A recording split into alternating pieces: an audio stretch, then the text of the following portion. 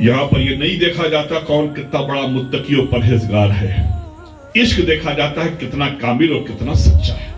غوث العالم محبوب یزدانی مخدوم سلطان سید اشرف جہانگیر سمنانی رضی اللہ تعالیٰ کی محفل سجی ہوئی تھی۔ سرکار اپنے احباب کے ہمراہ بیٹھے ہوئے، ایک شخص کنارے کونے میں بیٹھا ہوا اپنے شیخ کو، اپنے مرشد کو دیکھ رہا ہے، بڑی حسرت بھری نگاہ سے دیکھ رہا ہے۔ مخدوم پاک نے اشارہ کیا، فلاں میرے پاس آؤ۔ روبرو بیٹھالا، کہا کیا بات ہے کہ تم اتنا اداس، آج اتنا پریشان کیوں ہو؟ کہا حضور یہ آپ کا غلام، یہ آپ کا دیوانہ پریشان کیوں ہے وہ تو آپ جان رہے ہیں، لیکن میرے آقا آپ دریافت کر رہے ہیں، بتا دوں پریشانی کا سبب یہ ہے کہ میرے آقا حج کے ایام چل رہے ہیں۔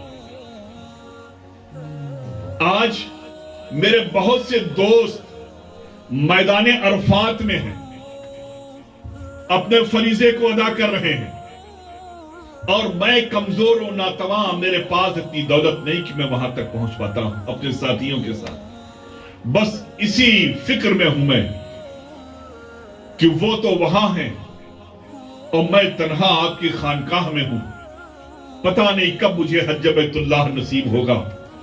حضرت مخدوم سمنانی مسکرائے، کہا کیا تو اپنے ساتھیوں کے پاس جانا چاہتا ہے؟ ساتھیوں کے پاس جانا چاہتا ہے؟ شیخ کی زبان سے نکلا، اس نے محبت بھرے انداز میں فرمایا حضور آپ جو بہتر سمجھیں، آپ جو بہتر سمجھیں۔ عزیزو، حضرت شیخ نے فرمایا اپنی آنکھ کو بند کر، ہزاروں کا ہجوم ہے، دیکھ رہے ہیں کہ شیخ نے فرمایا اپنی آنکھوں کو بند کر، اور جب میں کہوں گا تبھی کھولنا۔ کہا ٹھیک ہے سرکار۔ مرشد پر یقین، بھروسہ، اطمینان۔ حضرت شیخ نے کہا آنکھ بند کرو، اس نے آنکھ بند کیا۔ بند کرنے کے بعد حضرت مخدوم پاک نے فرمایا تھوڑی دیر کے بعد کہ اب کھولو آنکھ کو۔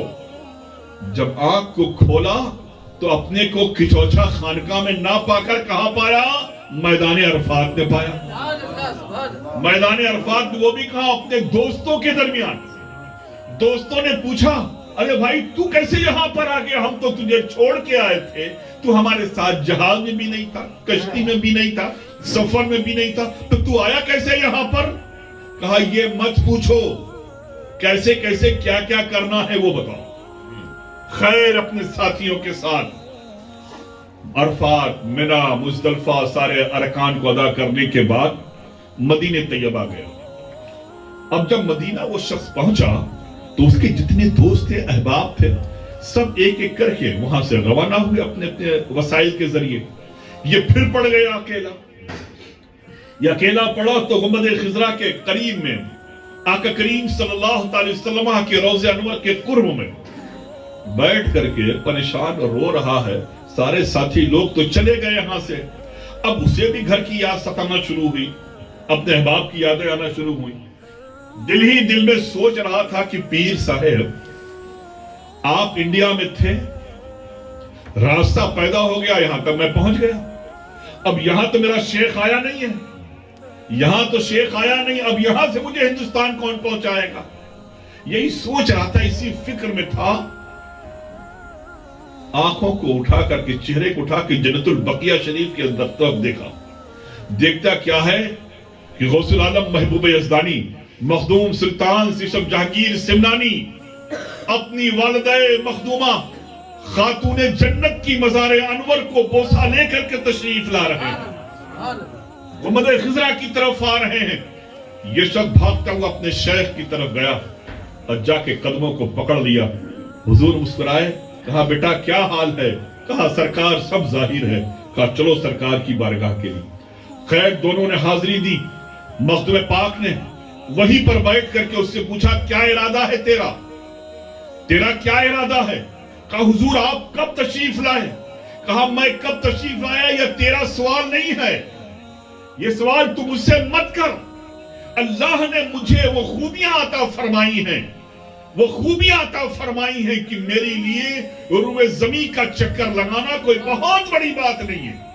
میں جہاں چاہوں ایک لمحے میں پہنچ سکتا ہوں، बता तेरा क्या मामला। कहा हुजूर अब मैं चाहता हूं कि अपनी खानकाह में पहुंचूं, अपने वालिदैन के दरमियान पहुंचूं, अपने अहबाब के दरमियान पहुंचूं, लेकिन कोई रास्ता ही नजर नहीं आ रहा, मैं कैसे पहुंचूं। कहा फिर आंख को बंद कर, ए मेरे आशिक फिर आंखों को बंद कर।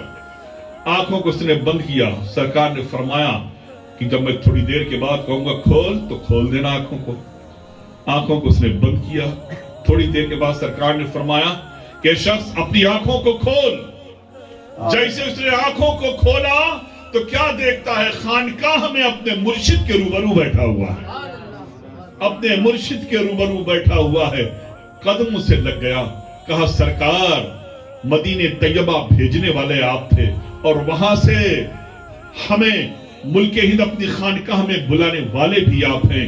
अजीजो मखदूम अशरफ ने फरमाया कि ये शख्स जब बंदा अपने इश्क में कामिल हो जाता है, जब बंदा अपने इश्क में कामिल हो जाता है, ये तो तेरे शेख का मामला है, तूने शेख से मोहब्बत की तो अल्लाह ने शेख को वो कुदरत और ताकत अता फरमा दी कि तुम्हें एक लम्हे में मक्के से मदीने और मदीने से हिंदुस्तान की सरजमीन की तरफ भेजा और बुला लिया।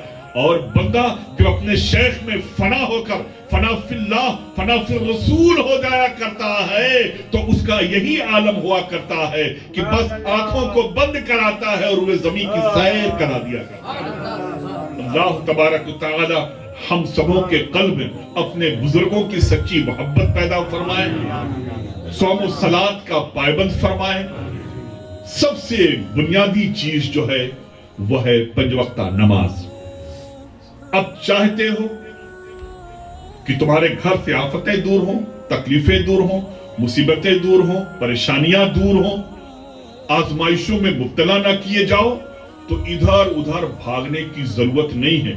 पंजवक्ता नमाज की पाबंदी करो और पाबंदी के साथ अपने घर में कुरान अजीम की तिलावत करो। तिलावत एक पारा ना कर पाओ तो एक सफा करो, एक सफा भी ना कर पाओ तो 2 लाइन करो, 2 लाइन पढ़ो और पढ़ करके उसे पानी में दम करके पी लो, घर वालों को पिलाओ और खुदा की बारगाह में दुआ किया करो कि अल्लाह आज जो हमने तेरे कलाम की तिलावत की है, मौला इसकी बरकत से हमारे घरों से मुसीबतों को दूर फरमा दे, हमारे शहर से दूर फरमा दे, हमारे मुल्क से दूर फरमा दे, हमारी जिंदगी को पुरसकून बना दे। इंशाअल्लाह हमेशा कामयाब रहोगे, हमेशा कामयाब रहोगे। इस अमल को करके तो देखो, इस तरीके को अपना के तो देखो। अरे जब नमाजी बनोगे तो खुदा की रहमतों का नुज़ूल होगा। जब कुरान अजीम की तिलावत करोगे तो सुनो, कोई तुम्हारे लिए दुआएं करे या ना करे, हम करें या ना करें, मौलाना फयाज करे या ना करे, मौलाना मकबूल करे या ना करे, लेकिन जिस कुरान को तुम पढ़ रहे हो ना, वो कुरान तुम्हारी सिफारिश रब की बारगाह में करे। ए अल्लाह इस पढ़ने वाले को आबाद रखना, ए अल्लाह इस पढ़ने वाले के घर को आबाद रखना, इसकी नस्लों को आबाद रखना, इसके रिश्तेदारों को आबाद रखना, इसके मोहल्लों को आबाद रखना। और जब तुम इसके पायबंद बन जाओगे तो तुम्हें कहने की जरूरत नहीं कि ख्वाजा मेरी मदद करो, गौसे आजम मेरी मदद करो, मखदूम अशरफ मेरी मदद करो, आकाई नक्शबंद मेरी मदद करो, मौलाई सहरबंद मेरी मदद करो। अरे जब इनके पायबंद बन जाओगे तो वो खुद ब खुद तुझे अपना बना लेंगे और तेरे हर हर कदम की वो हिफाजत करेंगे, तेरी भी करेंगे, तेरी नस्लों की भी हिफाजत करेंगे। अल्लाह तबारक व तआला हम सबों को अपने बुजुर्गों के नक्शे कदम पे चलने की तौफीक रफीक अता फरमाए। व आखिर दामान अनिल हम्दुलिल्लाहि रब्बिल आलमीन।